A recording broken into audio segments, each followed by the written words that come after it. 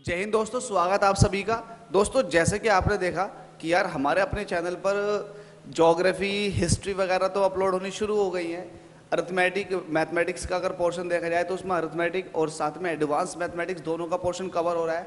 हिंदी भी कवर हो रही है, बट थोड़ा सा इशू था पॉलिटी का। साइंस भी अपलोड कर रहा हूँ मैं पैरेलल में, लेकिन पॉलिटी के लिए कोई स्पेशल टीचर नहीं था। लेकिन मुझे एक टीचर की बहुत पहले से, जिनको मैं जानता हूँ, नीड थी। ये आ नहीं रहे थे, लेकिन इनको मैं ज़बरदस्ती लेकर आया हूँ कि नहीं यार आप काम कीजिएगा। प्रिपरेशन अड्डा बड़ा वाला चैनल जो हमारा है, उस पर इन्होंने पहले ही बहुत सारा वर्क किया हुआ है। इनकी वीडियोस हैं, बहुत सारे व्यूज़ भी आए हैं। और मैं तो ये मानता हूँ कि यार पॉलिटी बहुत तगड़ी पढ़ाते हैं। पॉलिटी जब कभी भी मुझे खुद को कोई गवर्नमेंट एग्ज़ाम फेस करना होता था, जब भी मुझे पॉलिटी रिवाइज करनी होती थी, तो मैं सर की पॉलिटी को ही देख कर जाता था। मतलब बहुत डीप कॉन्सेप्ट के साथ पॉलिटी पढ़ाई है सर ने। और मैं तो ये मानता हूँ कि अगर आप बने रहे पॉलिटी में, हमारे साथ बने रहे, चैनल को सब्सक्राइब किया और हमारा सपोर्ट किया, तो इतने सारे प्रैक्टिस क्वेश्चन करा देंगे सर, इतने सारे प्रैक्टिस क्वेश्चन करा देंगे, तो मुझे लगता नहीं है कि बच के चला जाएगा सर के प्रैक्टिस क्वेश्चन कराए हुए से। बहुत सारे क्वेश्चंस प्रैक्टिस कराएंगे, अलग अलग जो गवर्नमेंट एग्जाम्स होते हैं उन सब में सारे एमसीक्यूज जो आते हैं, जो सर ने खुद ने अपने पास से बनाए हैं, सबका 1 बाय 1 ये आपको सब कुछ सिखा देंगे यार। मैं तो ये कह रहा हूँ।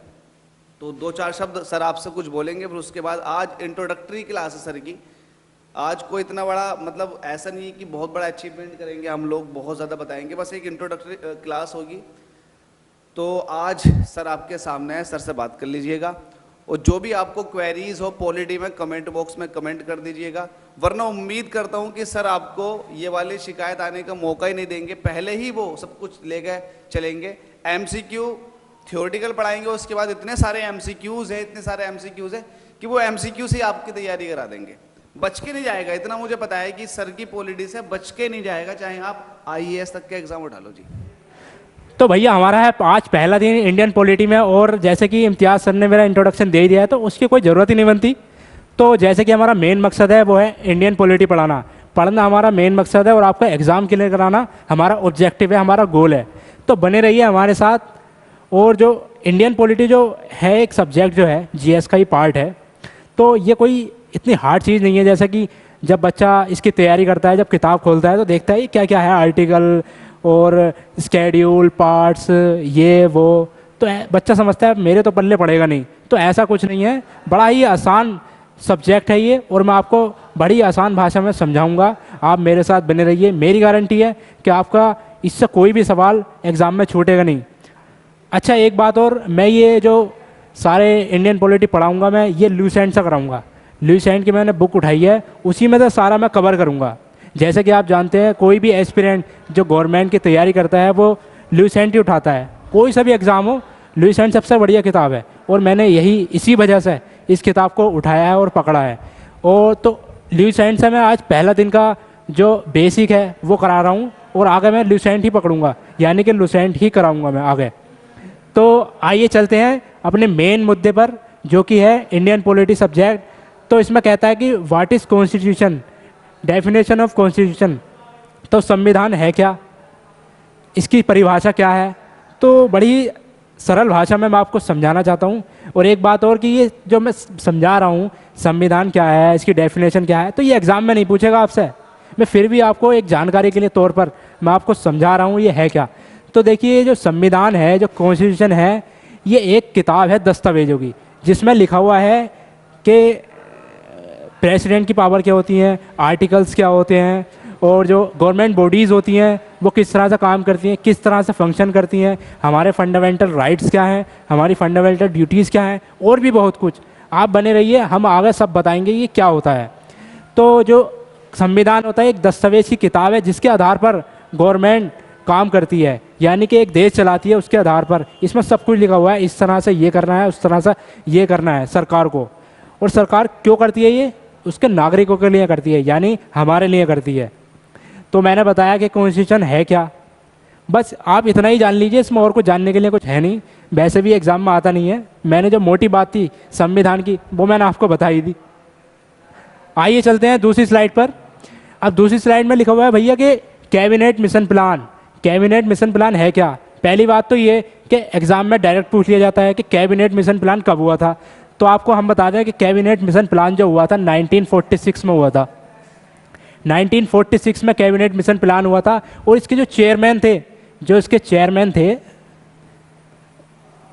वो डॉक्टर राजेंद्र प्रसाद थे। राजेंद्र प्रसाद।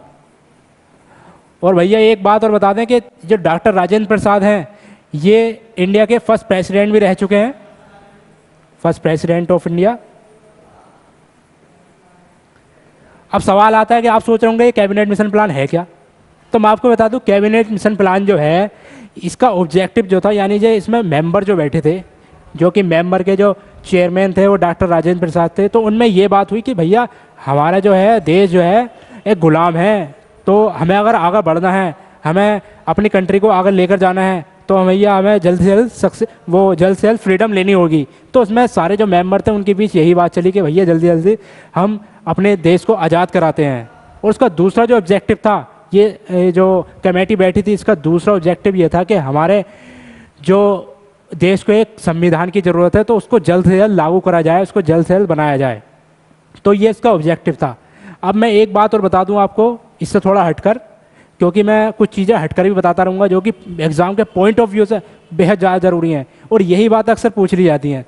तो जो मैं आपको बताता हूँ, जो पूरी दुनिया में जितनी भी मोस्टली कंट्रीज़ हैं उनका सबका, ऑल कंट्रीज़ जितनी भी कंट्रीज़ हैं उनका सबका रिटन कॉन्स्टिट्यूशन है। सभी जो देश हैं दुनिया में सबके पास रिटन कॉन्स्टिट्यूशन है, यानी कि सबके पास लिखा हुआ संविधान है, उसी के आधार पर वो जो कंट्री हैं वर्क करती हैं। लेकिन इसमें एक एक्सेप्शन है। अब बात है, इसमें सवाल ये आ जाता है एग्जाम में कि ऐसी कौन सी कंट्री है जिसके पास खुद का कॉन्स्टिट्यूशन लिखा हुआ नहीं है? तो भैया इसका जवाब है इंग्लैंड। इंग्लैंड जो है यूनाइटेड किंगडम, उसके पास खुद का रिटन कॉन्स्टिट्यूशन नहीं है, रिटन कॉन्स्टिट्यूशन नहीं है उसके पास। तो अगर आपसे एग्जाम में पूछ ले भैया ऐसी कौन सी कंट्री है जिसके पास लिखा हुआ कॉन्स्टिट्यूशन नहीं है, तो आपको तुरंत जवाब लगा देना है इंग्लैंड। अब आइए चलते हैं दूसरी स्लाइड पर। यह आपको अब समझ में आ ही गया होगा, उम्मीद करता हूँ। आइए चलते हैं दूसरी स्लाइड पर। दूसरी स्लाइड कहती है अवर कॉन्स्टिट्यूशन, यानी कि हमारा संविधान। इसके बारे में जानेंगे, क्या जानेंगे? इसके बारे में जानेंगे कि ये कितने दिन में बना और इसमें क्या क्या है, और भी बहुत कुछ जानेंगे। देखते हैं क्या है। तो जो हमारा संविधान है इसको जो एडॉप्ट किया गया, यानी इसको जो अपनाया गया, वो 26 नवंबर 1949 को उसको अपनाया गया। मैं लिख देता हूँ यहाँ, अपनाया गया। अब ये तो बात आ गई 26 नवंबर 1949 को अपनाया गया, लेकिन इसको इम्प्लीमेंट कब करा गया, यानी कि लागू कब करा गया? इसी के आधार पर तो हमारी कंट्री चलनी है, गवर्नमेंट चलनी है। तो उसको लागू कब करा गया? तो इसको लागू करा गया 26 जनवरी 1950 को इसको लागू किया गया। अब बच्चे अक्सर इसमें जो है कंफ्यूज हो जाते हैं। एग्जाम में पूछ लेता है कि भैया जो हमारा संविधान है इसको अपनाया कब गया? तो बच्चे इसमें कंफ्यूज हो जाते हैं। कभी कभी इसका आंसर लगा देते हैं 26 जनवरी, जबकि इसका आंसर है 26 नवंबर। तो आपको कंफ्यूज नहीं होना है, दो बातें बिल्कुल ध्यान में रख लेनी है। इसको अपनाया जो गया वो 26 नवंबर को 1949 को, और जो उसको लागू किया गया, इम्प्लीमेंट करा गया, इसको 26 जनवरी 1950 को उसको लागू करा गया। ये बात आपको बिल्कुल क्लियर रखनी है अपने माइंड में, क्योंकि ये जो है सवाल कन्फ्यूज़न वाला है, तो अक्सर ये एग्ज़ाम में पूछ लिया जाता है। अब आइए इस एग्ज़ाम में इस कॉन्स्टिट्यूशन में है क्या? तो देखिए, जब ये ओरिजिनल कॉन्स्टिट्यूशन बना था, यानी 26 नवंबर 1949 को ये ओरिजिनल फॉर्म में आया था, ओरिजिनल कॉन्स्टिट्यूशन। तो इसमें जो भैया जो इसमें आर्टिकल थे वो 395 थे, यानी कि अनुवाद आर्टिकल जो 395 थे, और इसमें ये 22 पार्ट्स थे, और इसमें 8 स्केड्यूल थे। जब ये कॉन्स्टिट्यूशन बना तो इसमें 395 आर्टिकल और 22 पार्ट्स, 8 स्केड्यूल, ये ओरिजिनल फॉर्म में थे। हालांकि ये टाइम टू टाइम चेंज होते रहते हैं, यानी कि बढ़ते रहते हैं। तो जब कॉन्स्टिट्यूशन बना था तो उसके ओरिजिनल फॉर्म में ये थे। तो आपसे पूछ लिया जाता है कि ओरिजिनल कॉन्स्टिट्यूशन में कितने आर्टिकल्स थे, तो 395 इसका आंसर है। और कितने पार्ट्स थे जब ओरिजिनल कॉन्स्टिट्यूशन बना था, तो उसमें 22 इसका आंसर है। और स्केड्यूल कितने थे, 8 थे। मौजूदा वक्त में ये अलग हो गए हैं, यानी कि बढ़ गए हैं, लेकिन हमें ये याद रखना है फिलहाल, वो आगे की बात है, वो हम आगे देखेंगे। तो आइए जानते हैं इसको, जो कॉन्स्टिट्यूशन बना हमारा, इसको एक बात और, इसमें जो कॉन्स्टिट्यूशन बना ये भी पूछ लेता है कि हमारा कॉन्स्टिट्यूशन कितने टाइम में बना। तो ये बात आपको बिल्कुल स्पष्ट तौर पर अपने दिमाग में याद रख लेनी है कि हमारे जो कॉन्स्टिट्यूशन का टाइम था, यानी टाइम यानी इसको समय कितना लगा बनने में, तो उसको समय लगा 2 साल 11 महीने 18 दिन। और ये जितना मैं लिख रहा हूँ ये आपको पीडीएफ की फॉर्म में हमारे चैनल के नीचे डिस्क्रिप्शन बॉक्स में मिल जाएगा, आपको डाउनलोड कर लेना है। आप घबराइए मत, कोई बात नहीं है, आप रिवीजन के तौर पर इसको डाउनलोड कर लेना, ये हम डाल देंगे। आइए चलते हैं नेक्स्ट स्लाइड पर। क्या कहती है नेक्स्ट स्लाइड? कुछ नहीं कहती है, क्योंकि हमने बताया कि आज हम सिर्फ मोटा मोटा बताएंगे इंडियन कॉन्स्टिट्यूशन के बारे में। तो फिर भी मैं एक बात जोड़ देता हूँ, जैसे कि ज़रूरी लगी मुझे इस टाइम बताने के लिए, मैं जोड़ देता हूँ। वो ये बात है कि एग्जामिनर कभी कभी ये पूछ लेता है कि भैया जो हमारा कॉन्स्टिट्यूशन था उसकी जो आइडिया था वो किसने दिया था। तो देख लेते हैं, क्या बड़ी बात है।